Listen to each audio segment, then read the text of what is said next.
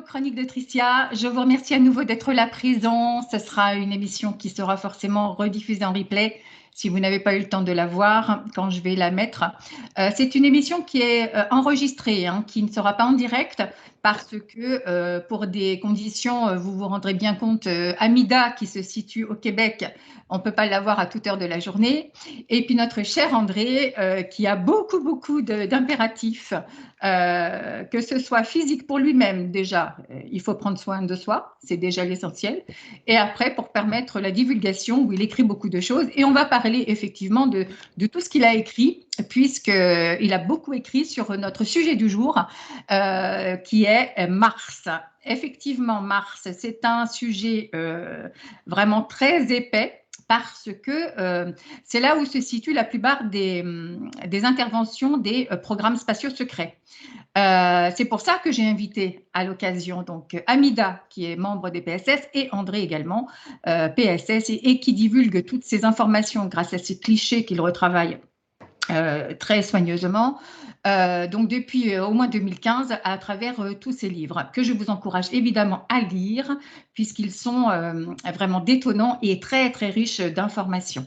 Voilà, je vous remercie, je lance un grand élan de gratitude à mes auditeurs en ce moment qui me suivent avec bienveillance sur ma chaîne, parce que je suis actuellement déléguée pour traduire les conseils, les messages reçus par le conseil arthurien canalisé par Daniel Scranton.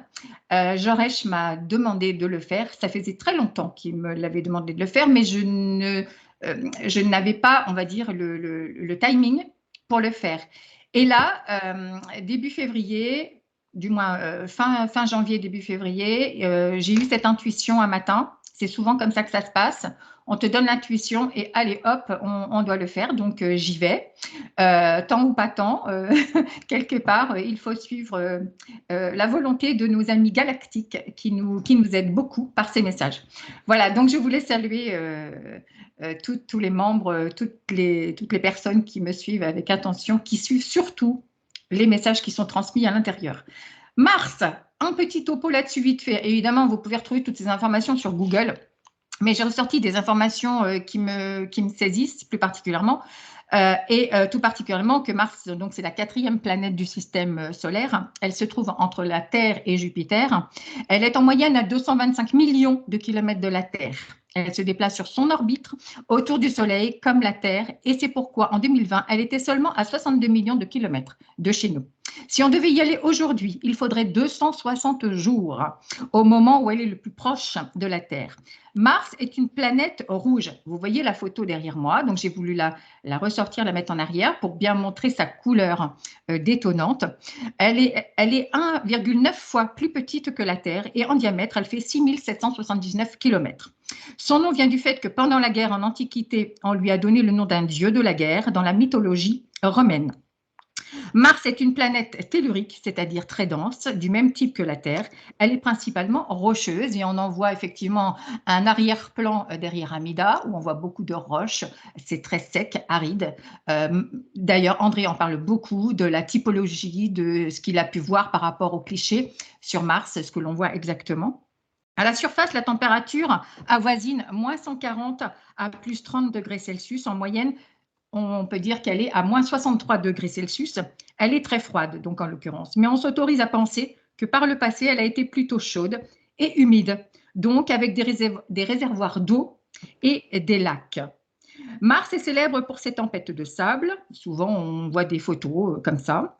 Et l'atmosphère est composée de 96% de dioxyde de carbone. C'est pourquoi, lorsqu'on a beaucoup de témoignages, on entend parler des gens qui disent, enfin des soldats, hein, évidemment des soldats, des super soldats qui nous disent, comme André, qu'ils mettent des combinaisons spéciales pour pouvoir être oxygénés comme il faut quand ils font leur sortie à l'extérieur.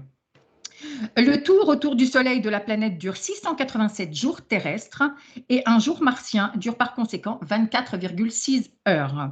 La gravité sur Mars représente un tiers de celle de la Terre, c'est-à-dire qu'on pèse moins lourd. Mars a 2 satellites, Phobos et Deimos. Alors, je fais une petite parenthèse. Deimos, c'est un épisode que j'ai pu voir grâce au conseil de André sur la série The Expanse. Et dans la saison 2, épisode 2, il y a tout un topo sur Deimos. Donc, on en parle même de ces satellites sur les séries télévisées. Donc là, j'ai été captivée. Il parle de tout ce qui se passe sur ce satellite de Mars. Pour finir, je voulais préciser, donc, pour avoir donc, tout ce qui se passe en réel, on sait que la NASA a 2 rovers qui arpentent la planète. Ils se nomment Curiosity et Perseverance. L'administration chinoise en a posé un également qui s'appelle le rover Zhurong. Il y a eu également les rovers Spirit, Opportunity et Sigourney. En outre, la NASA a posé également un atterrisseur baptisé InSight. Et cet atterrisseur, lui, il est immobile et il est sur la surface de Mars. C'est pourquoi on a, avec tous ces éléments, et entre autres 8 sondes spatiales qui sont en orbite autour de la planète rouge. C'est pour ça que l'on a beaucoup de clichés qui nous parviennent de tous ces satellites et qui peuvent être récupérés, comme le fait avec brio André Haas, qui nous récupère tous ces clichés, les retravaille et nous montre des choses étonnantes. Donc maintenant, pour passer à la partie mission des PSS, des programmes spéciaux secrets, dont vous faites partie, vous, Amida et André. Je vais vous interviewer chacun, puisque l'un et l'autre, vous avez passé donc du temps sur Mars. En l'occurrence, Amida, elle a passé 10 ans sur Mars en tant que pilote. Donc, tu vas nous raconter ton expérience de PSS là pendant ces 10 ans. Et nous savons maintenant, depuis lors et depuis tous les livres que nous lisons, que André, le Lone Wolf, lui a passé 8 ans sur Mars.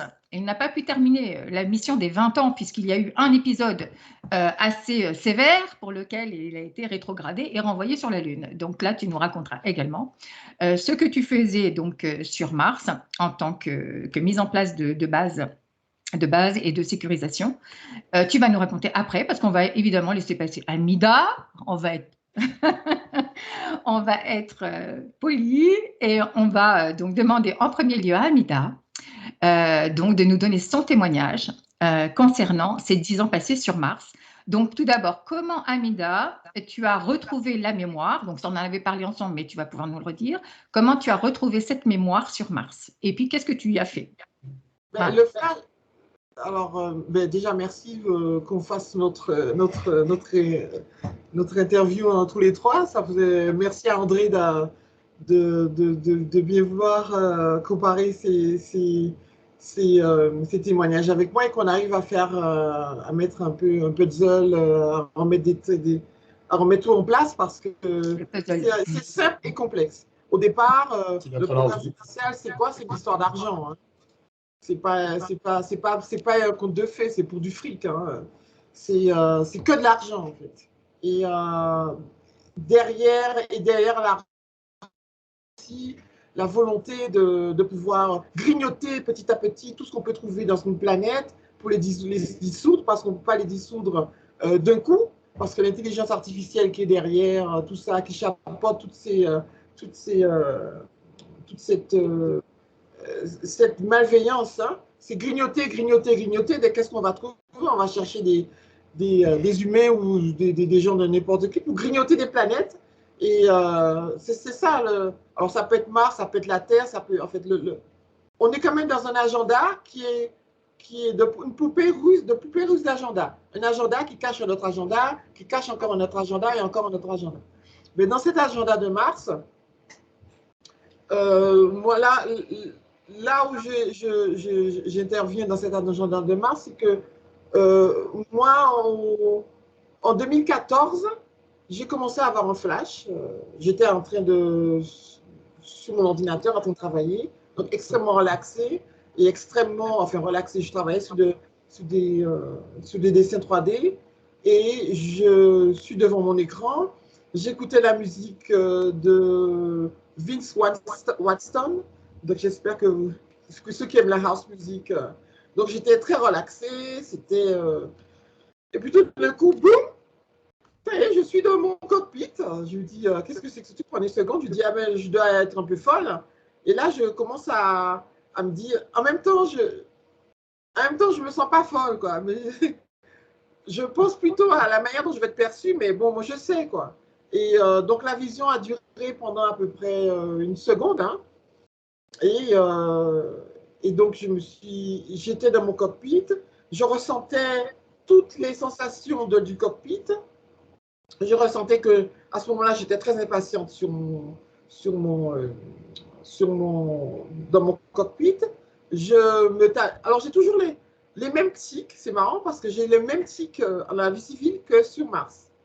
Par exemple, quand je suis impatiente sur quelque chose, j'adore tapoter des doigts comme ça et pour montrer mon impatience ou mon cerveau qui travaille. Enfin, il y a une forme de délestage énergétique donc je fais ça comme ça et toujours la main droite. Et donc, dans la vision, j'étais en train de tapoter la main droite parce qu'en fait, pendant la vision, la scène, c'était que quelque chose ne marchait pas. Donc, j'étais dans le cockpit, quelque chose ne marchait pas. Et attirait mon attention, il me disait, quelle solution trouver à ce problème, qu'est-ce qu'il y a? Et donc, le fauteuil dans lequel j'étais était un fauteuil où j'étais super à l'aise. J'ai appris plus tard que ce fauteuil était fait avec mon ADN, donc j'étais super à l'aise. L'intérieur de la lumière qui avait à l'intérieur, mais j'étais super bien dedans. Je n'ai jamais eu de sensation de confort. Je n'ai jamais rencontré une sensation de confort aussi complète que dans ma vie, aussi complète que dans cette vision qui a duré une seconde. C'est quand même assez parlant pour moi. Donc après, je savais. Mais c'était pour moi, je me disais, mais qui va m'écouter, qui va comprendre et qui va. Donc après, j'ai été en parler à mon mari qui me dit, ah bon, j'ai dit, ben oui. Faut pas en parler à son mari, Amida. Alors je l'ai appris à ça. Sauf si tu peux changer. Hein. J'ai compris ça plus tard. Mais bon, le pauvre, je vais quand même lui rendre aussi hommage parce que pour pouvoir supporter une PSS dans le civil, on va t'accrocher. Hein. Donc après, j'ai discuté et c'est resté. Donc, j'ai eu le temps juste après, je me suis dit, allez, quand tu sais dessiner, mais fais des datas, donc fais déjà ton dossier et plus tard, tu vas le mettre en couleur. Donc, j'ai fait mon premier dessin. Et donc, après, c'est resté. Et après, j'ai cherché autour de moi qui pourrait comprendre cette information. Donc, j'en ai parlé à Simon Parks, qui n'a pas été à la hauteur. J'en ai parlé, de tout ça, j'en ai parlé encore à qui? J'ai été dans un groupe de anglo-saxons de PSS soi-disant, mais en fait, c'était l'asile psychiatrique plutôt qu'autre chose.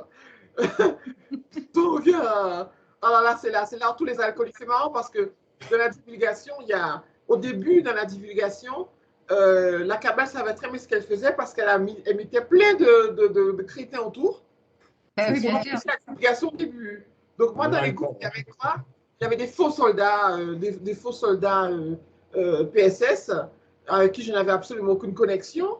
Et il y avait surtout beaucoup d'alcoolos. Je dis, mais c'est quoi ces gens qui sont tout le temps Il y en a d'autres encore aujourd'hui. Hein. Là, je me dis, mais pourquoi moi où je suis et moi, je suis en train de désespérément d'essayer de chercher des collègues, en train de me dire, mais il n'y a pas quelqu'un qui a fait le Mars ou quelqu'un qui peut m'expliquer qu'est-ce que c'est que cette vision et personne ne peut rien me dire. Donc, je suis restée en plan pendant un bon 2 ans, 1 an. Et donc, en me disant, mais qu'est-ce que c'est que ce truc?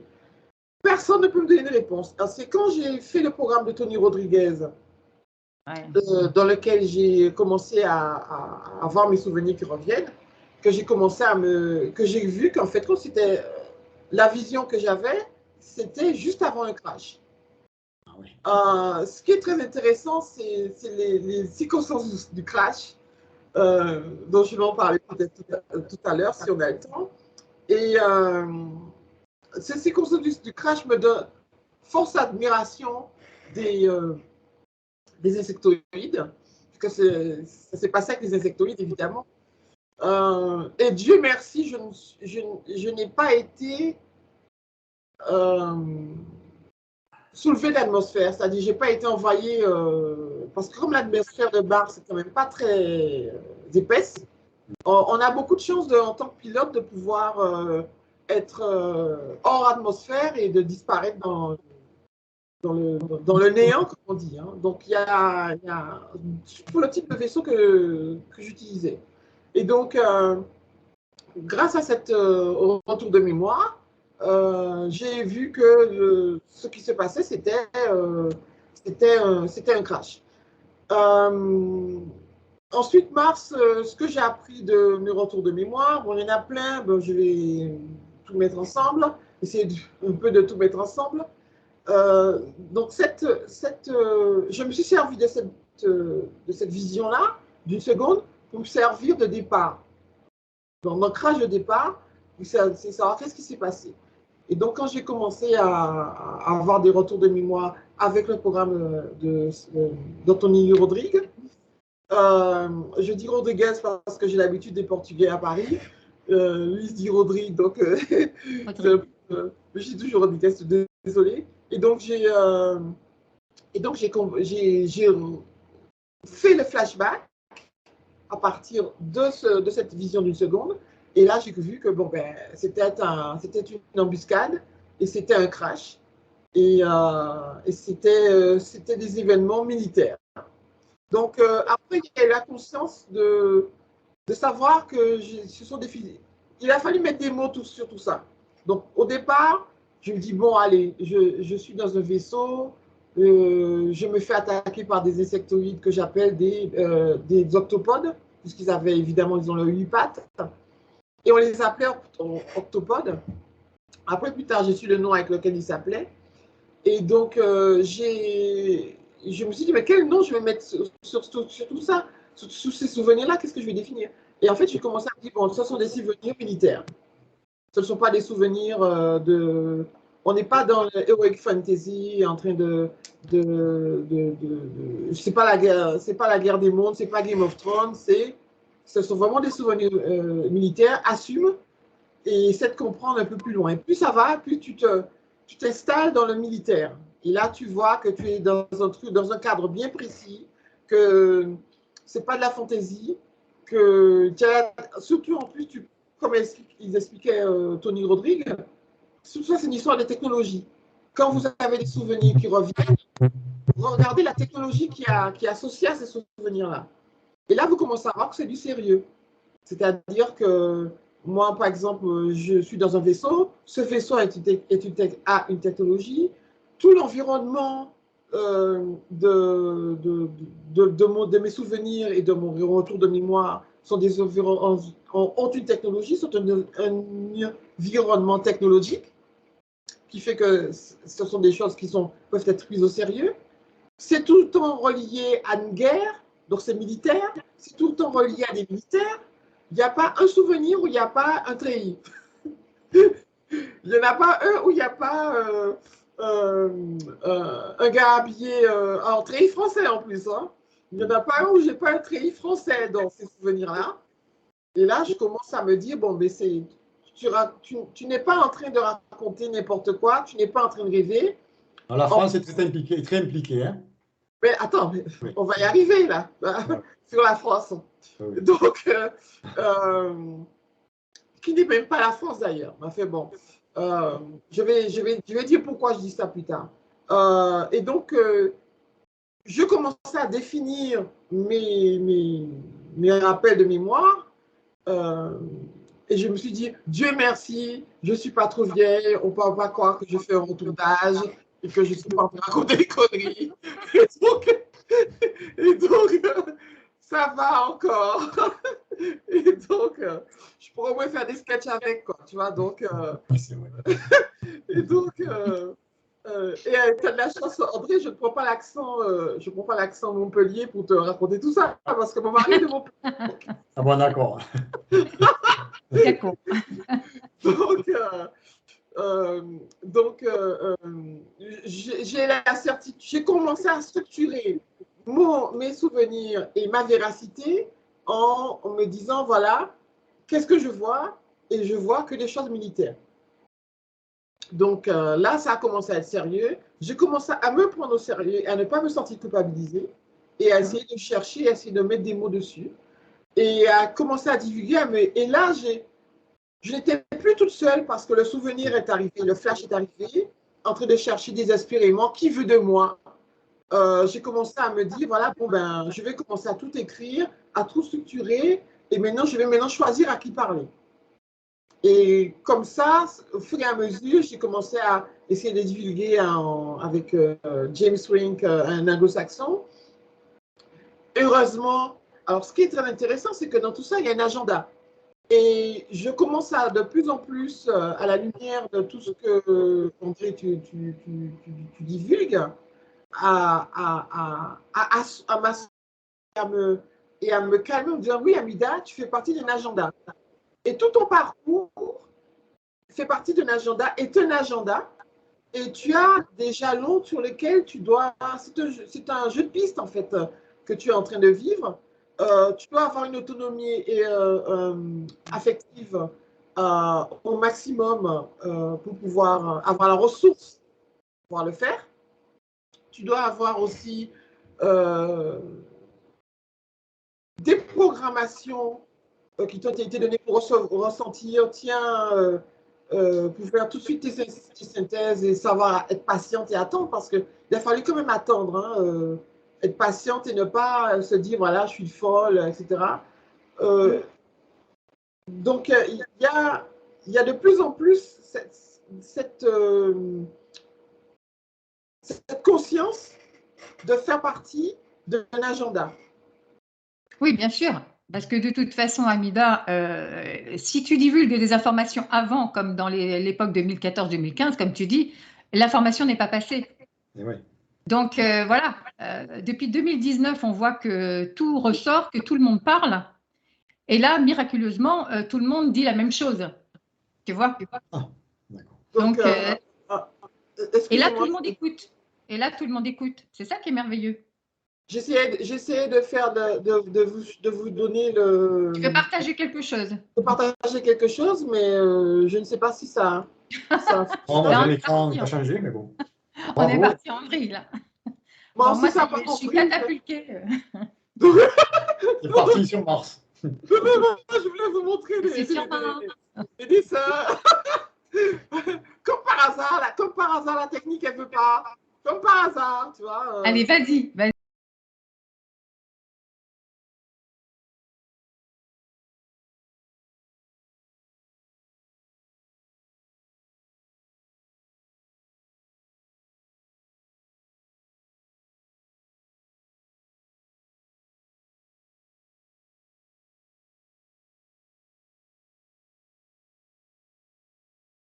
J'ai donc ce cockpit où j'ai a vraiment été le.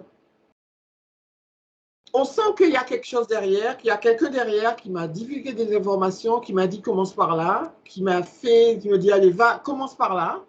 On sent que ça a été quelque chose de convenu, parce que plus ça prend, plus j'écoute André, et puis je me dis, et puis certains autres, et voir aussi, même aussi l'émission où il y a des plans régressifs, où tu as participé aussi, André. Et c'est toi qui as voulu venir, hein. C'est toi qui as voulu venir, parce que de tout ce que tu as vu, c'était tellement injuste. Et voilà, donc tu viens pour libérer, pour te battre, pour combattre tout ça. Mais c'est toi qui as voulu venir. J'en suis persuadée et je suis même convaincue. Et moi, on me l'a dit. Hein. Je ne comprenais pas au début. Moi, on me l'a dit. Hein. Je ne comprenais pas ce qui m'arrivait, mais on m'a dit, mais c'est vous qui avez voulu venir, capitaine. Jusqu'à temps m'a dit ça, je suis allé voir si j'étais pas schizophrène. C'était la première fois qu'on me parlait. Je ne comprenais rien. Je suis allé voir le docteur, je cherchais sur Internet, je ne comprenais pas. Puis après, j'ai eu pas mal de contacts comme ça, j'ai compris. En fait, hein. On m'a expliqué les choses. Hein. Attends, donc, oui. Docteur. Ah oui, je suis allé voir le docteur. J'ai fait une hypnose médicale. J'ai peut-être un câble, je vais fou, je ne sais pas ce qui se passe. Il me dit non, vous n'avez pas de problème. Mais moi, j'ai cherché schizophrénie, je ne sais pas, j'ai cherché beaucoup de choses. Mais ça Et n'a bien rien à sûr. voir parce que j'ai eu d'autres contacts par la suite. Et effectivement, j'entendais bien des dialogues, on me parlait, et même ils se parlaient à eux. Et j'entendais des fois même du bruit derrière, quoi. Donc, jusqu'à ce qu'à un moment donné, un opérateur se fasse engueuler, quoi. Et qui m'ont dit à moi d'arrêter. Ils m'ont dit, arrêtez, vous allez faire échouer le plan. Alors, je ne sais pas, Ça comme remonte. c'est moi Ah, qui rentre en contact, je dis, OK, je laisse, c'est eux qui décideront. Donc, pour tout ça, pour te dire que oui, tu as décidé de venir. Tu as, Mais oui, je commence à, connaissant mon caractère, avec mon caractère de teigneuse, là, c'est je commence ça. à me dire, bon, ben, il y a eu quelque chose qui s'est passé, il y a eu, et puis il y a aussi il y a eu de la politique derrière ça. Et je crois que c'est surtout lié à Vénus, c'est-à-dire que Vénus m'a révélé. Parce que ce que j'ai fait sur Vénus a fait que après Mars, bon, évidemment, il y a eu une perte de temps sur Mars, mais il s'est passé quelque chose après sur Mars qui a. Mais c'est d'abord Vénus, en fait. Vénus, c'est là où j'ai vécu 20 ans, je me suis mariée là, j'ai eu des enfants là. Il y a eu quelque chose qui s'est passé. Mais il y a aussi quelque chose qui s'est passé, j'en suis sûre aussi, grâce aux insectoïdes. Parce que quand j'ai été attrapée dans l'embuscade, alors je vais vous raconter l'embuscade. L'embuscade, c'est, alors le flash mémoriel que je vous décris, où j'ai été dans un cockpit, et quand j'ai vu derrière après en retour de mémoire, en fait que l'embuscade était très intéressante. Ça faisait bon 8 ans que j'étais en long, en large, en train de tuer tous les jours un insectoïde. Je devais tuer tous les jours un insectoïde. Je ne pouvais pas rentrer si je n'avais pas tué un insectoïde. Je commençais déjà aussi à me poser des questions, à me demander qu'est-ce que je suis là parce que je commençais il y avait quand même une conscience qui commençait à revenir. Je me suis fait attraper par les insectoïdes de quelle manière? Je volais pas très haut. Normalement, la hauteur de vol maximum, c'était à peu près 10 mètres, 10, 20 mètres. Ouais, Au-delà, pardon? Non, vas-y, je t'écoute. Au-delà, je perdais, de grippe, d'accroche sur la gravitationnelle. Donc, je ne pouvais pas voler très haut. Donc, et pour aller chercher des insectoïdes comme il veut. Cela ne volait pas, c'était des insectoïdes plutôt par terre. Donc, je devais quand même j'avais un appareil en forme de cloche, intelligent, qui était fait avec mon ADN et qui avait une fréquence hertzienne. Donc, c'était quand même un appareil en forme de cloche qui faisait quand même très lourd, hein, qui m'englobait. C'était des petites soucoupes volantes qui n'était pas très grande, hein, c'est grand comme une voiture, dans lequel j'étais très confortablement installée et qui avait c'est marrant parce qu'il y a plein de choses à dire sur la technologie, qui avait la faculté de pouvoir se rendre invisible. Elle, bon, n'était pas invisible, mais envoyait la lumière de telle manière qu'elle devenait visible. Alors, pour les gens qui se disent, mais ouais, le truc invisible, c'est quoi? Qu'est-ce que c'est que cette cagole de l'espace qui nous raconte ça? Non, mais ça existe, ça. Moi, j'ai assisté, hein. Oui. Le TR3B, il est invisible, hein, on ne le voit Oui, pas. Hein. alors le truc, c'est que. J'ai vu disparaître devant moi, hein, oui. Oui, et le truc, mais moi, je le faisais quand j'avais mon vaisseau souvenir, je le faisais aussi. Et en fait, pour ceux qui ne comprennent pas ce que c'est que pas encore le processus de connectivité, vous l'avez déjà devant vos yeux parce que depuis déjà les années 70, les années 60, vous avez tous ces panneaux, ces images d'Épinal qui changeaient de couleur, qui ont des stries, c'est du plastique qui a des stries. Et vous allez sur Internet, vous regardez Invisible Panel, des panneaux qui, en fait, sont striés de telle manière que la personne qui est derrière, on ne voit pas sa forme. Ouais, ce qui reflète ce qu'il y a derrière, devant, en fait. Voilà. Ouais. Il rapporte ce qu'il y a derrière, devant. Ça reflète la lumière, ça ne reflète que la lumière qui passe par rapport aux stries verticales. Bon. Donc, il y a ce qui est derrière qui n'est pas, qui ne vient pas en vertical, n'est pas visible. Cette technologie-là est déjà devant nos yeux, mais seulement le 1% de cette technologie est devant nos yeux pour que nous la validions, parce que tout se fait dans le programme spatial et dans le vol qui se fait dans technologique pour que eux, ces gens-là, s'amusent à faire leur guéguerre, mais ils ont besoin de l'approbation du peuple, des gens. Donc, ils montrent un peu de technologie pour pouvoir après s'accaparer les 99% de la technologie dans le programme spatial. Et donc, tout le monde sait quelque part ce que c'est que le processus d'invisibilité, mais pas à quel point, mais ils ont déjà devant eux les artefacts comme les cartes postales qui changent de couleur, etc. C'est le même principe d'invisibilité. Et donc, dans le programme spatial, donc là, vous avez le même principe de visibilité 3D, 2D, en 2D qu'on vous présente comme ça, mais le programme spatial utilise le même principe, mais mais de manière ADN. C'est-à-dire que le vaisseau dans lequel je suis, lui, dans son ADN, il peut se permettre de pouvoir refléter la lumière de telle manière que tu croirais qu'il n'est pas là. C'est dans son ADN. C'est-à-dire que toute la peau de surface du vaisseau, puisque c'est fait avec ma peau, en fait, ma peau, se fait réfléchir la lumière d'une certaine manière, avec des espèces de mini stries comme ça, qui fait que tu ne me vois pas. Donc, les mantis, les insectoïdes ne me voyaient pas venir. Et c'est parce que je me mettais en état d'invisibilité, je reflétais la lumière d'une certaine manière, qu'ils ne me voyaient pas venir. Et je les canardais. Je les tuais avec quoi? Avec une espèce de... Dans le vaisseau, une mitraillette incorporée dans le vaisseau qui était faite avec moi, en fait, c'était moi, qui était à air pulsé. Donc, c'est-à-dire l'air pulsé a une telle puissance que je peux te péter un roc, je peux t'éclater n'importe quoi.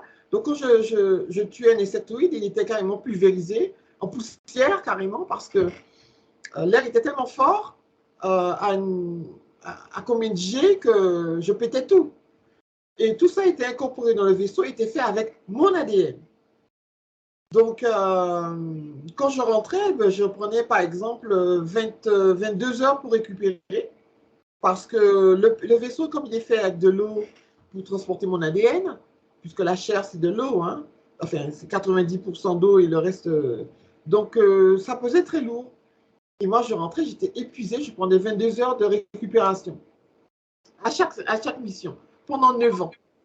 Donc, il y a un moment, ça commençait à bien faire et l'ennui a commencé à s'installer. Et quand j'ai été attrapée par ces insectoïdes, ça devait aussi convenir aussi à une période où je commençais à en avoir un peu assez. Je commençais à en avoir un peu marre, ou quelque chose est en train de se passer. Je saurais le fait, moi, on ait encore plus d'infos. Peut-être que je commençais à l'ouvrir un peu, à dire bon, ça commence à bien faire, qu'est-ce qui se passe, ou à me rappeler de mes enfants. Parce que je suis partie de Vénus, j'avais quand même des enfants en bas âge. J'avais un enfant de 3 ans, un de 5 ans et un de 2 ans. Donc, il y a quand même des envois aussi, des appels peut-être qui étaient envoyés par la colonie vénusienne qui envoyait des ondes, etc. Mais en fait, je n'étais pas seule, mais quelque chose était en train de se passer. Alors, pour en revenir à l'embuscade, j'étais dans ce vaisseau en train de canarder, donc je ne voulais pas très haut. Je volais à peut-être 2-3 mètres. 2-3 mètres. Alors, pour vous, 2 mètres, c'est 2-3, mais pour vous, ça va être 6 mètres. Parce que les haltères faisaient déjà 3 mètres. Donc, le vaisseau, lui, faisait déjà 4 mètres. Donc, pour vous, ça sera 6 mètres. Pour l'humain terrien, ça sera 6 mètres. Mais pour nous, c'était 3 mètres. Et donc, quand j'étais à cette hauteur-là, c'est à ce moment-là qu'il y a eu la main de l'insectoïde qui est rentrée dans le vaisseau qui est faite avec mon ADN et qui m'a prise en arrière et qui m'a fait sortir du vaisseau. Et donc, encore une précision sur le vaisseau. Dans le vaisseau, il n'y a pas de porte. Comme il est fait avec mon ADN, je suis la seule personne à pouvoir rentrer dans ce vaisseau, puisqu'il est fait avec moi. Donc, j'y rentre comme si je traversais un mur. Je rentre, je m'assois, je sors, c'est mon ADN. Donc, il n'y a que moi qui peut entrer dans ce vaisseau. Donc, pendant ces 9 ans, à force de me voir aller canarder, les insectoïdes, ils ont commencé à se dire quelle fréquence elle a. Et pendant 9 ans, ils ont étudié mes fréquences. Les fréquences que j'émettais. Donc, pendant 9 ans, ils ont commencé à essayer de chafauder au fur et à mesure, à imiter ma fréquence. C'est comme ça qu'au bout de 9 ans, parce que, attends, les gars, ils me voyaient tous les jours. Bon, c'est pas rigolo, mais tous les jours, en train de canarder. Oui, et puis c'est des grands généticiens en même temps, c'est des grands généticiens, donc ils sont capables de produire l'ADN. Celle-là, putain, un jour, on va la voir. Biologiste plutôt, enfin, pour moi, de ce que j'en ai vu, parce que je ne suis pas spécialiste des insectoïdes, à part de les avoir vus, mais qu'est-ce qu'ils pensent vraiment, voilà, je ne sais pas. De ce que j'ai vu, ils sont biologistes, ça c'est sûr. Hein. Alors peut-être de là à manipuler l'ADN. Non, mais ils vont lentement, hein, quand même. Si, Non, mais oui. ils vont quand même lentement. Ils vont quand même lentement. Ils sont sympas. Et, oh, il y a un bruit bizarre. Oula. Vas-y. Ils vont quand même lentement, mais ils ont quand même pris du temps pour pouvoir. Nous, les humains, on va plus vite que ça. Hein. Pouvoir analyser les fréquences et savoir, et puis de mettre notre pagaille, on sait le faire. Ça n'aurait même pas pris un an.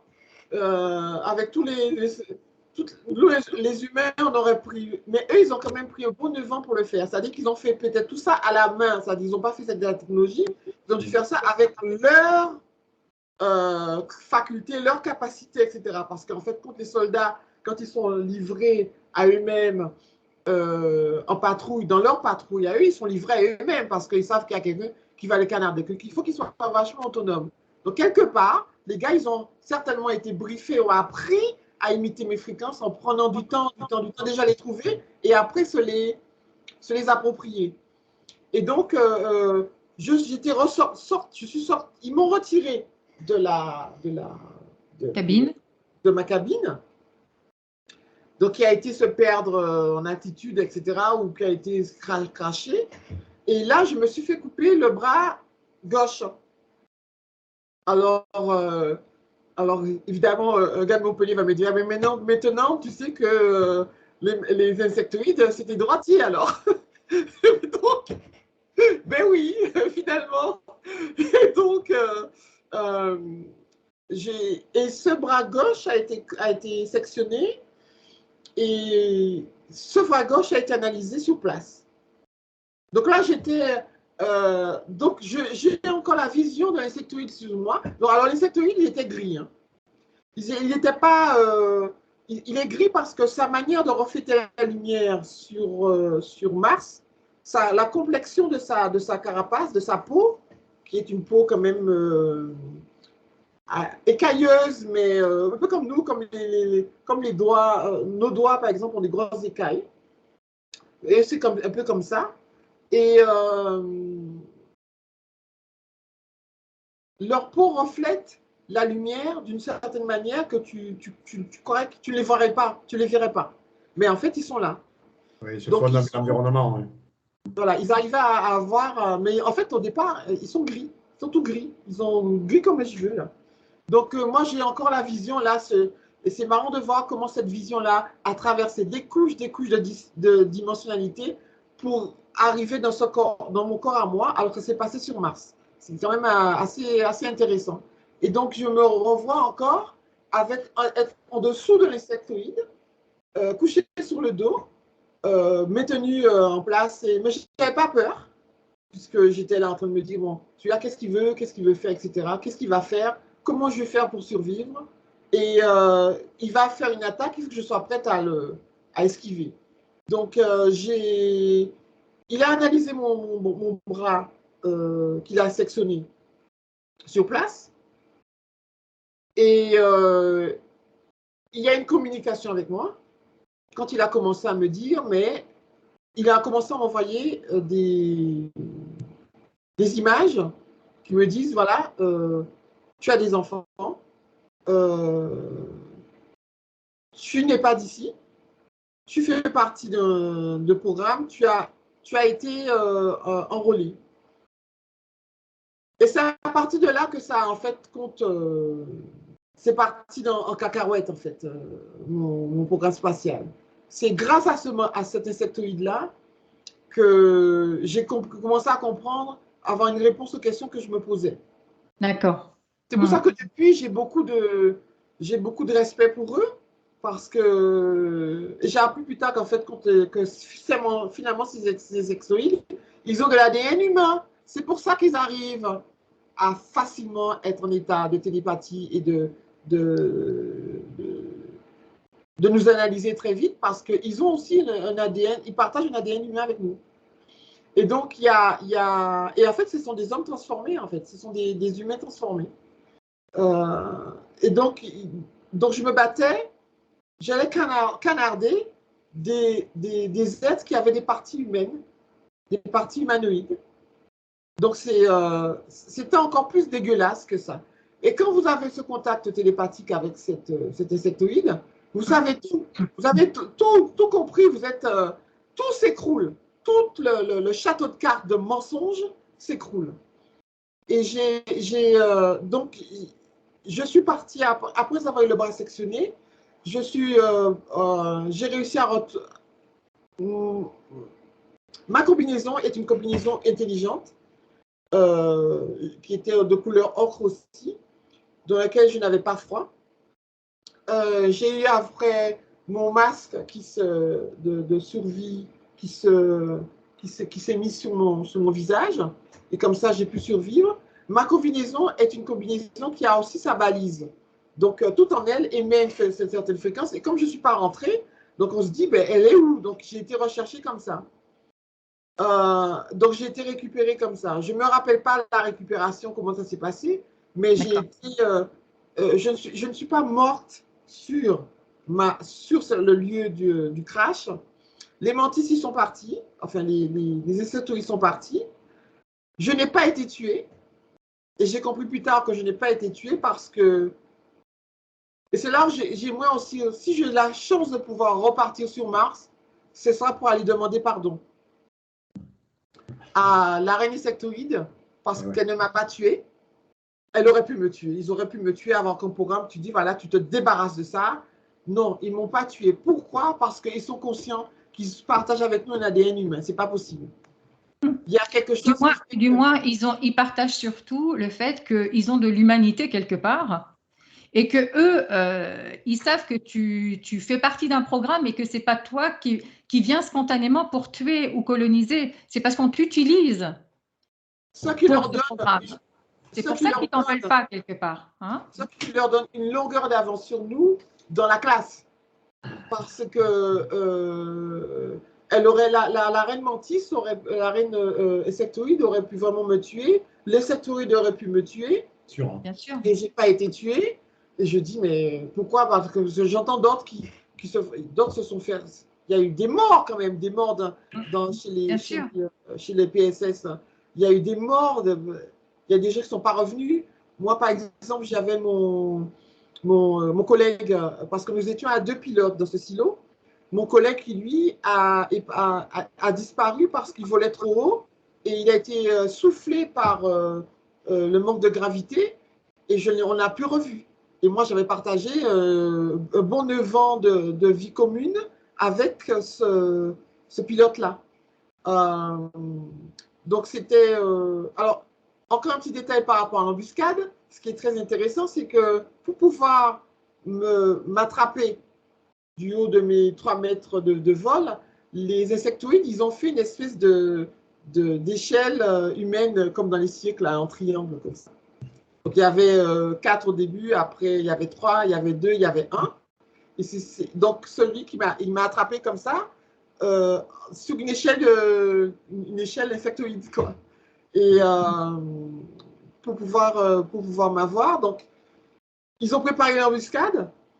Ils m'ont attiré vers un endroit où j'étais obligée de voler bas pour pouvoir se mettre en pyramide et pouvoir m'attraper. Et c'est marrant parce qu'à chaque fois que je me rappelle de ça, je le souris aux lèvres parce que je dis, bon chapeau les gars, bon, vous avez bien fait parce que je vous ai mené la vie dure et vous m'avez attrapé. Vous le valiez bien quand même de m'avoir attrapé. Et donc après, quand je suis rentrée, cet avatar a été détruit. Parce que la fréquence, évidemment, il connaissait la fréquence. Donc, il connaissait aussi le savoir-faire. Donc, je me demande même si ce type de mission, après moi, a été de vigueur parce que ils ont compris comment imiter les fréquences hertziennes des combattants, du vaisseau et du combattant. Donc maintenant, il y a une partie de la guerre qu'ils avaient gagnée, en fait. C'est ça, d'accord.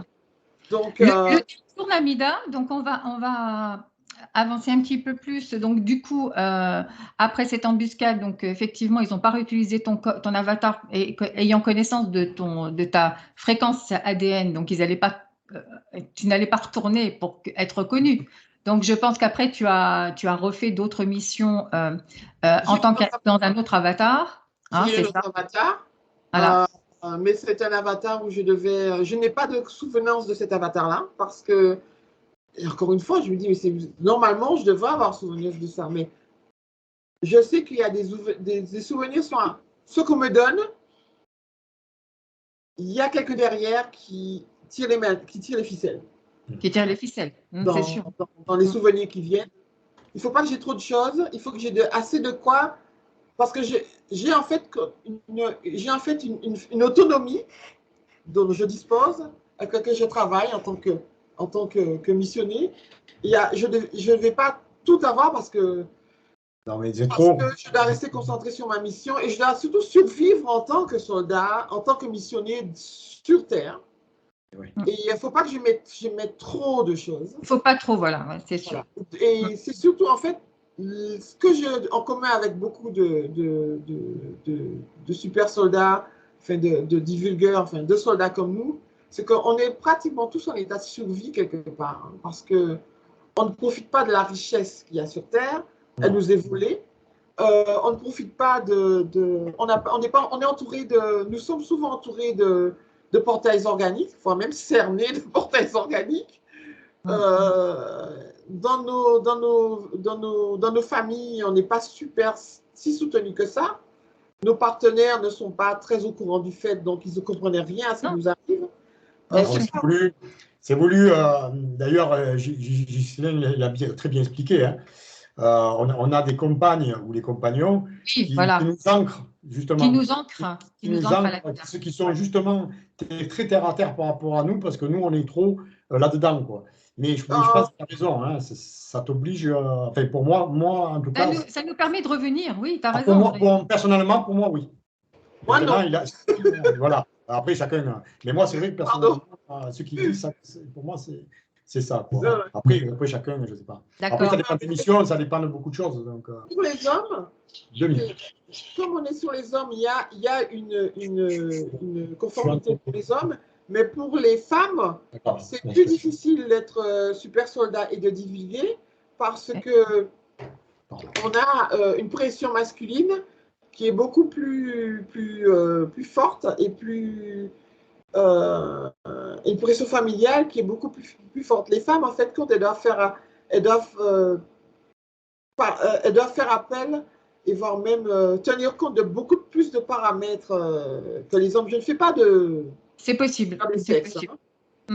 Donc, c'est assez intéressant. Pourquoi il n'y a pas beaucoup de femmes qui divulguent, qui parlent. Parce que la pression est vraiment trop forte. Et c'est vrai qu'en fait, être une femme qui a un côté yang de combattante, ben, les hommes, ils n'aiment pas non plus. Hein. Donc, finalement, les maris, ça les dérange parce que Oui, forcément. Oui. vrai que- Dans les PSS, c'est recherché, hein, parce que moi, je sais que par exemple, dans la base où on était, à vue de nez comme ça, il devait y avoir à peu près un quart qui étaient des femmes. Trois quarts, c'était des hommes. Donc, mais c'est les femmes qui combattent, elles sont plus combatives que les hommes. Hein. C'est recherché, ça. Très bien. André, eh ben, écoute, sur ce bon témoignage fort intéressant de combat sur J'en ai Mars, appris, j'en ai appris pas mal. on va laisser la parole à André un petit peu de temps maintenant parce que le temps tourne quand même, hein, malgré tout, ça passe. Et André, lui, toi, tu as passé 10 ans, hein, sur Mars. Suite à toutes tes réminiscences, tu as 8 été… ans. Non, 8 ans, pardon, 8 ans. 8 ans, c'est ce que moi, je me souviens, mais bon, puis ça se retrouve, il y a Voilà, c'est autre chose 8 que ans je n'ai sur pas. Mars. Moi, C'est ça. parle Donc, que toi, ce que je voilà, me souviens. c'est ce que tu te souviens. Et donc, toi, tu étais chargé. De quoi tu t'occupais? Alors, tu es arrivé sur Mars après être passé après un entraînement sur la Lune. Et Non, qu'est-ce que tu faisais là-bas? non, c'est pas sur la Lune, c'est que j'étais, c'est quand j'ai fait l'armée en 82. Ah oui, c'est D'accord. ça. C'est le Moi, passage à ton armée à toi. Oui, c'est oui, ça. en 82, c'est fou parce que quand on prend mon parcours de l'enfance jusqu'à ce que je fasse l'armée, finalement, quand je regarde en arrière, je m'aperçois que tout était prévu déjà. Donc, enfin, et donc, en 82, normalement, j'aurais dû passer tous mes permis, tout ça, après les 2 mois de classe. Mais ils sont venus me chercher, mais dans la caserne, à moi, c'est tout. Que à moi. Et je ne comprenais pas pourquoi. On me dit non, tu viens, tu pars à Montélimar chez Transmission. Je dis, mais pourquoi faire? Pourquoi moi? Ah non, non, c'est toi, puis c'est tout. On ne sait pas pourquoi. J'ai jamais su pourquoi. On me prend à moi. OK. La caserne, on était, on était plus de 800, c'est sûr. Hein, je veux dire, c'était quelque chose comme ça. C'était une grosse caserne quand même. C'était à Vienne. C'était une grosse caserne. Et on m'a envoyé là-bas. Donc, là-bas, c'était les transmissions où je suis resté 2 mois sans sortir. 2 mois d'ordre serré, de tout ça. Et on allait faire du morse. Donc, et c'est là où ça n'allait pas parce qu'on rentrait dans nos pièces pour faire du morse. Donc, on était en bas, on était chaque fois un petit groupe. On mettait nos casques. Et puis là, ma foi, les bips commençaient, puis plus rien. J'ai jamais fait de morse, en fait. Et c'est comme ça que j'ai eu mes retours qui sont arrivés, que j'ai eu mes flashbacks. Et j'ai vu qu'on venait nous chercher et on nous a amenés en sous-sol. Et là, on a commencé des entraînements, en fait. Et à chaque fois, on nous entraînait, on faisait comme ça et ça n'arrêtait pas. Et jusqu'à ce qu'à un moment donné, oui, tu voulais peut-être dire quelque chose? Je te coupe juste une petite seconde pour te dire, quand tu me parles de descendre dessous une base pour suivre un entraînement, voilà, ça va être quelque chose de déterminant. La semaine prochaine, quand je vais recevoir une invitée spéciale, elle va nous raconter des choses extraordinaires aussi qu'elle a vécues aux États-Unis. C'est exactement le copier-coller de ce que tu racontes et vous ne vous connaissez pas. Personne ne la connaît. C'est impressionnant comme moi j'ai entendu ce témoignage quand elle m'a parlé à moi en direct. Donc, anglaise ou ailleurs qu'en France. Donc vous verrez, mais moi ça m'a attrapé les oreilles. Cling. J'ai cacheté et puis voilà. C'est possible, c'est pas le seul, donc forcément. Voilà. Et donc on s'est entraîné. Il y a eu beaucoup d'entraînement. Il y a eu l'entraînement avec des armures mécaniques, justement, mais d'entraînement. Jusqu'à ce ça, on le retrouve là. Hein. On le retrouve là, hein, pour le Wolf. Hein. Jusqu'à un moment donné où on nous a fait partir, mais de dessous. C'est-à-dire qu'ils ont ouvert un portail, on va dire. Hein, j'explique un petit peu, puisque c'est de la téléportation, finalement. Hein. Alors, c'est vraiment étrange, parce que déjà, on nous injecte un produit qui est bleu et qui est froid, parfois. Et ensuite, on passe un derrière les autres. Et quand on passe là, comment dirais-je? On dirait que toutes les images se mélangent. Moi, j'ai atterri, d'un coup, je me retrouve par terre, sur une dune, enfin, comme ça, et puis voilà, l'environnement a changé, et il y a un type en face de moi avec en armure qui me tend la main et qui me relève, qui me réceptionne, quoi. Donc, il nous réceptionne. Et ça a débuté comme ça. Et voilà, puis on a commencé à aller à faire des. Alors, entre-temps, on a eu beaucoup de, comment on appelle ça, on nous a fait visiter Mars. Voilà, on n'a pas commencé de suite, on ne nous a pas dit, allez, vous allez faire, voilà. On nous a fait visiter des régions, des contrées, des gens, c'est là où j'ai vu des écosystèmes complètement différents, des choses incroyables, quoi, que j'ai noté dans le livre, parce que c'est... Alors, c'est ça qui est intéressant, les flashs, c'est pour ça qu'on t'en met pas beaucoup, parce que sur un flashback qui dure pour toi, alors on va dire un flash de quelques secondes, il y a tellement de détails que si tu dois, tu fais 10 pages sur un petit truc, quoi, tu n'arrêtes pas d'écrire, sur un flash de quelques secondes. Parce que tu te rappelles de tout, même la couleur, la forme d'une pierre. Je veux dire, sur le moment, il y a tellement de détails, donc tu on peut pas te donner, ce que disait Amida, on peut pas te donner trop. C'est possible, ton cerveau, il éclate là. Donc un petit peu, c'est comme si ta tête avait mémorisé un tas d'informations sur un flash, je ne sais pas, sur le moment, quoi. Donc, il y a plein de détails. Et les détails, par contre, que moi, j'ai besoin, c'est-à-dire les visages des gens, eh bien, ceux-là, ils ne viennent pas. Et je ne sais pas pourquoi. C'est incroyable. J'ai les détails, je ne sais pas, même d'une, comment on appelle, d'un pan de mur, je ne sais pas, moi, d'un morceau de colline, des choses comme ça, ou de plantes, je les vois, pas de problème. Mais les visages des gens, il y a très peu. Moi, j'ai Dio, là, qui est mort, où j'ai expliqué, lui, je l'ai revu, j'ai revécu un moment convivial, incroyable. Voilà. Donc, on a commencé par nous faire visiter tout ça, mais crescendo. C'est-à-dire que d'abord, on a vu des endroits un peu déserts, on a vu des endroits où il y avait de l'eau, des endroits où il y avait des plantes. Ensuite, on a commencé à nous montrer des personnes, mais un couple qui était dans sa petite maison. Des maisons, on en a, je les ai sorties. Il ne faut pas croire, il y a des gens qui vivent, qui sont adaptés là-bas, hein, qui vivent et qui sont humains. Hein. Je ne parle pas de... Ils sont humains. Alors, soit c'est des générations qui sont là depuis longtemps, soit peut-être ils sont issus de... Et ça je ne sais pas. Et après, on a vu des colonies.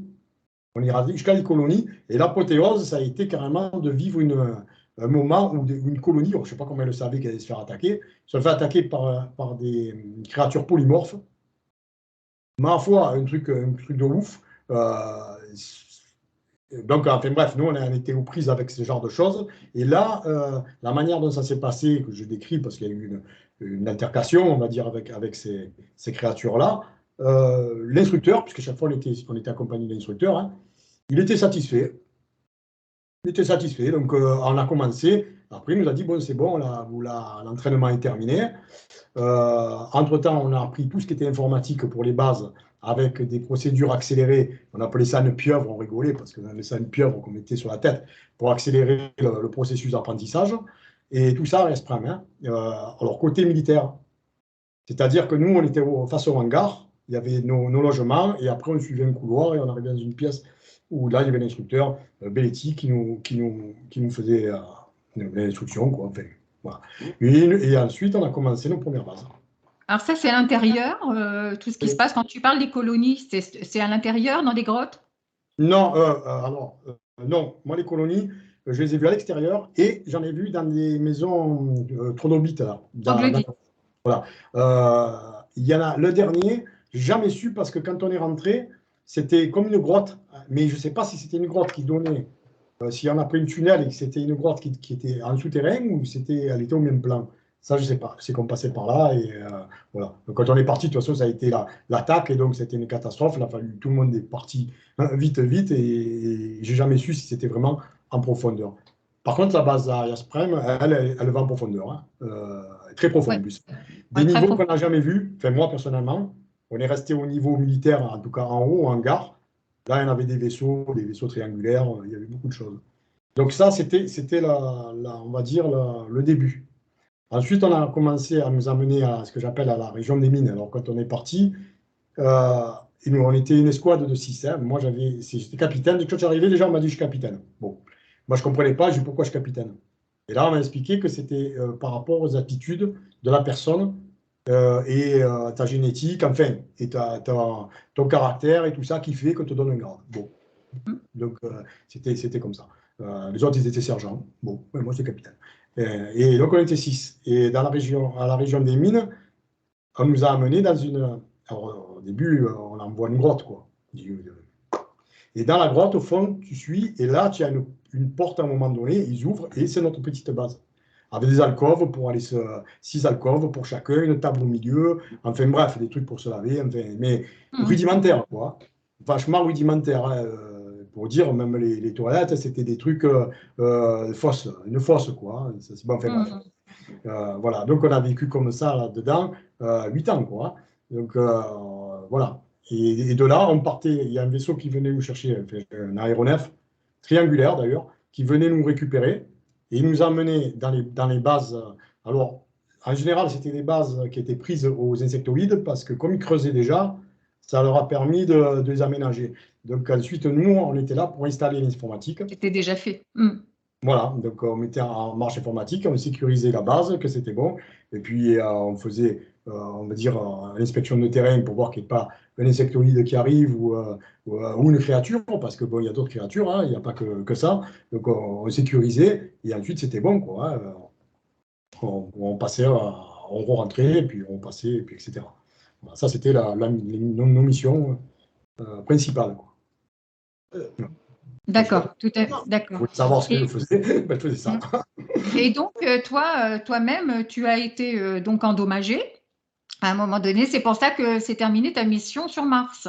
Ouais, ben, c'est-à-dire que ce qui s'est passé, c'est que à un moment donné, les insectoïdes ont voulu reprendre leur territoire. Donc, on a eu des guerres. Nous, à un moment donné, on nous a dit, bon, là, vous arrêtez d'installer les bases, vous allez être une escouade de soutien à la MDF chez nous là-bas. Donc, il a fallu soutenir les combats qu'il y avait avec les insectoïdes. Et donc, oui, moi, je me suis battu avec eux. On en a dégommé pas mal. Et j'ai vu des gars se faire couper en deux comme rien, quoi. Et d'ailleurs, j'ai eu aussi un contact télépathique avec un insectoïde, alors qu'on était en train de leur brûler la base souterraine pour pouvoir la reprendre, quoi. Ils avaient tout brûlé. Hein. Ils me mettaient l'image de la reine en train de souffrir et de protéger ses œufs. Elle restait dedans pour protéger ses œufs, quoi. Donc voilà, ça a été un massacre. Et après cet épisode-là, on a repris, on va dire, nos tournées. Et c'est pas dans ces tournées-là qu'à un moment donné, je suis tombé sur un insectoïde royal, quoi.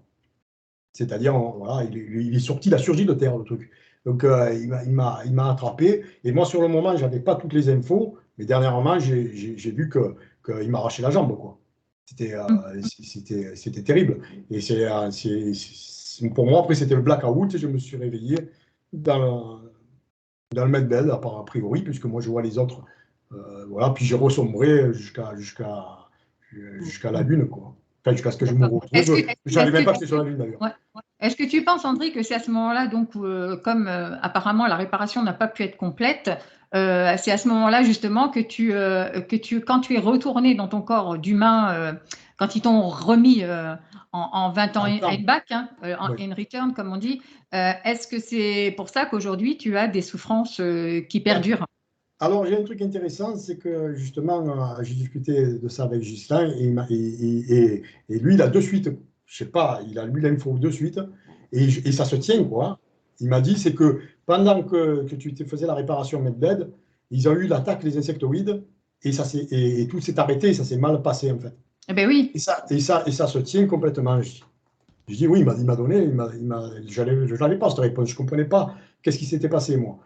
Oui, parce qu'en principe, quand tu rentres dans un medbed, le medbed, il te répare complètement. Ah ben, surtout que moi, a priori, la dernière info, c'était quand même que j'ai fait au moins 5000 fois. Hein. Donc, à peu près 5000 batailles, quoi. C'est pour ça que je suis fatigué. Oui, donc, ça fait quand même pas mal. C'est un peu comme Amida, en l'occurrence. Ils n'ont pas voulu réutiliser son corps. Bon, d'une part, il était endommagé. Et puis, d'une autre part, sa séquence ADN était connue. Donc, ils ne veulent pas réutiliser le même corps. Ben, ce qui est dingue, c'est que oui, on te remet.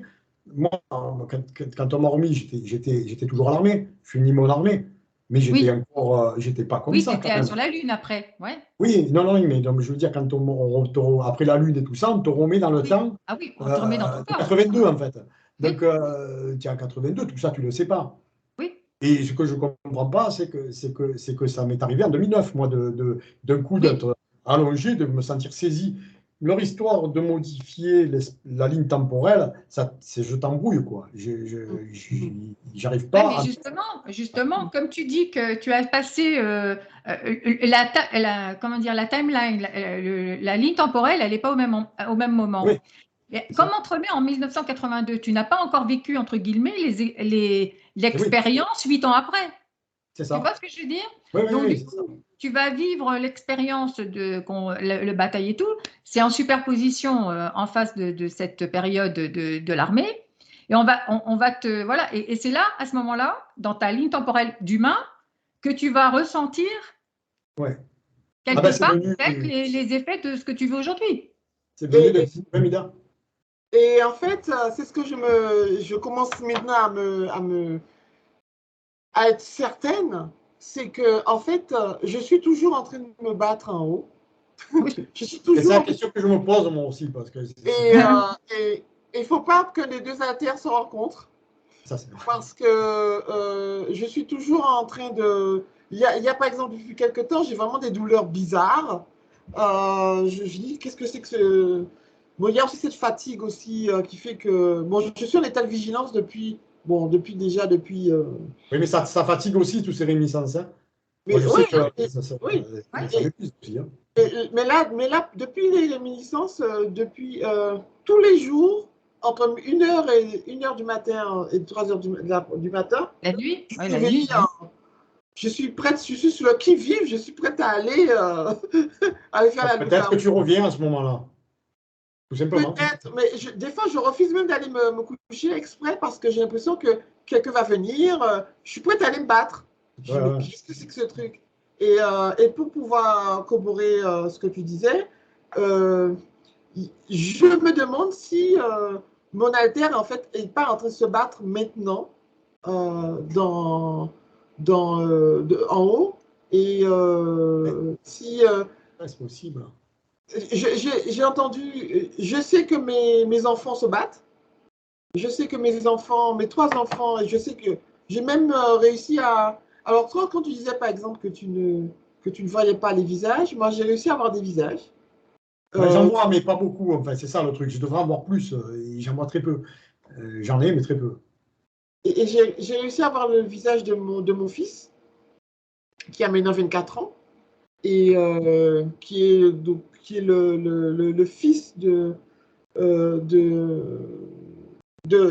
du comte enfin, du duc de Hohenzollern. Donc finalement, donc j'ai vu le visage de mon fils qui a les cheveux bouclés, qui me ressemble un peu, mais avec un côté allemand, métissé, et des cheveux bouclés noirs. Je sais que mon fils pilote mon vaisseau, puisqu'on a le même ADN.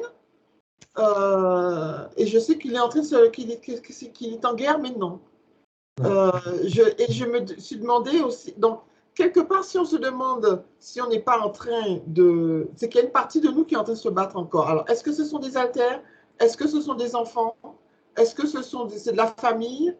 Mais il y a une partie de nous qui est vraiment notre ADN, où il a été partagé aussi. Est-ce que ce ne sont pas tout simplement des clones faits de Ou des vous-même alters qui sont servent aujourd'hui actuellement dans les programmes spatiaux secrets? C'est possible que nous-mêmes, on ait un clone, parce que moi, je me suis revu, j'ai dit plusieurs fois, encore une fois, ce n'est pas quelque chose que j'ai marqué dans mes livres, mais en tant que capitaine, quoi, avec comment ça s'appelle, mon habit de capitaine, quoi, je veux dire, en uniforme, et plusieurs fois, hein, pas qu'une fois, et je suis mieux. Je sais pas, je suis plus parfait, c'est incroyable, et c'est moi-même, quand je suis comme ça, qui me dis ce que je dois faire. Donc, je me dis quelque part, là, je dois avoir une espèce de conscience là-dedans, ma conscience déportée, j'en sais rien. Mais enfin, bon, en tout cas, pour revenir à savoir, oui, si on continue, ben moi, je pensais que pour moi, c'était derrière moi tout ça, que c'était que des trucs qui revenaient, c'est tout. Mais c'est vrai que, je sais pas, l'année dernière, ou il y a, enfin, je sais plus, je t'en avais parlé, Patricia, que je me suis revu sur la Lune, mais alors, quand je dis sur la Lune, je ne suis pas sur la Lune en train de nous balader. On est dans une. Toujours pareil, je travaille dans l'informatique et c'est pour les entreprises minières, hein. Donc, et je revois des anciens que j'avais vus quand ils m'ont reclassé sur la Lune pendant un an. Des anciens, et on s'est pris dans les bras. Et puis, du coup, je réalise que j'ai mes douleurs, que je suis. Que j'ai ma canne, que j'ai douleur, que j'ai mal. Et je me dis, mais je ne suis pas jeune, là, je suis maintenant. Et là, j'ai réalisé, ça m'a fait un truc, je ne comprends pas. Comment ça se fait qu'encore maintenant, à mon âge, enfin, je ne le vois pas jeune. Parce que tout simplement, on te retéléporte là, maintenant, en ce moment, aujourd'hui. Et c'est la question, la question que je me pose. Peut-être que je suis toujours en tant que conseiller, peut-être là-bas, juste pour former les jeunes, j'en sais rien, quelque chose comme ça. Je ne crois pas que je retourne me battre, hein, mais je ne pense pas. Je pense plutôt que je suis voilà, quelque chose comme ça, quoi, dans la formation. Enfin, ils ont tellement de technologies qu'on ne connaît pas, mais que vous commencez à redécouvrir, à revoir. Donc forcément, ils en ont tellement de technologies que. On a des technologies. Quand je te parle, par exemple, d'armure mécanique, nos armures mécaniques étaient rudimentaires par rapport à ceux des Américains. Les Américains, ils avaient des armures mécaniques, je pense, qui étaient reliées carrément à leur système nerveux, hein, parce que c'était plus high-tech, quoi. Et puis, elles réagissaient mieux. Nous, c'était plutôt, on va dire, à côté archaïque. Ça devait être peut-être deuxième génération, troisième génération. Ouais. Puis ça remonte à un certain temps aussi. Voilà, t'es de mon âge.